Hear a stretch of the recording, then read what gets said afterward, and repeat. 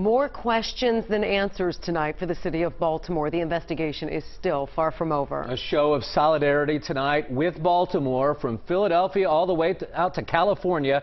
Right now, cities all across America holding these peaceful rallies, including right here in Cincinnati. WLWT News 5's John London live for us tonight, leading the way. John?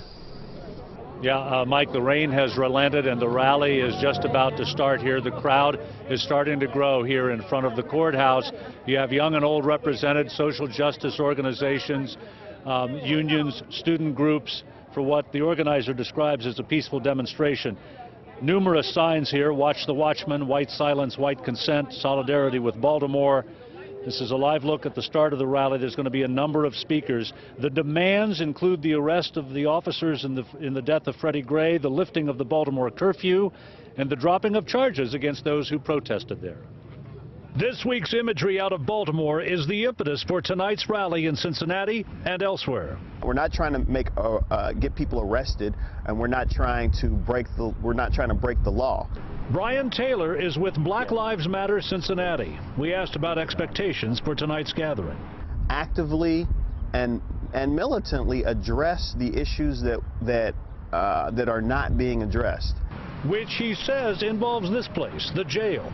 Police who kill aren't here, he states, and they should be. The disconnect deepens.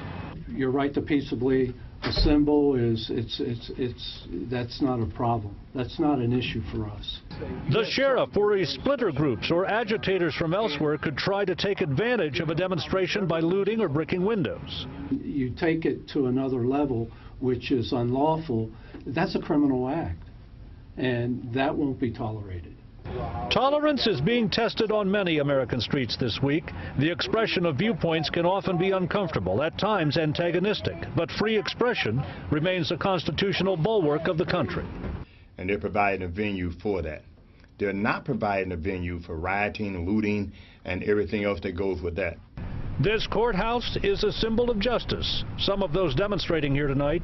The bottom line is, I don't believe that police can be reformed. Say racist attitudes are just too entrenched to root out. We believe that the racism that exists in society is an inherent part of that institution, which includes the courts.